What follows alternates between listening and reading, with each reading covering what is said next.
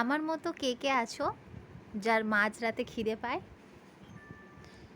চলো, আমি এখন উঠে পড়েছি রাত্রির, এখন বাজে 11:30।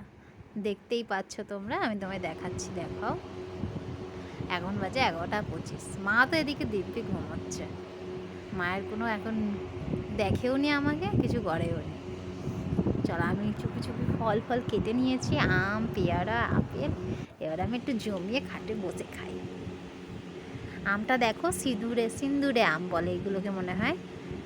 দেখো লাল, আর আমটা খেতেও দারুণ।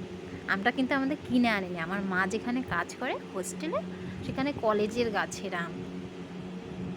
দারুণ খেতে আমটা।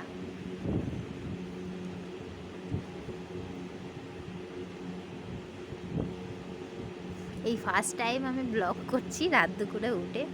তো কেমন হয়েছে তোমরা আমাকে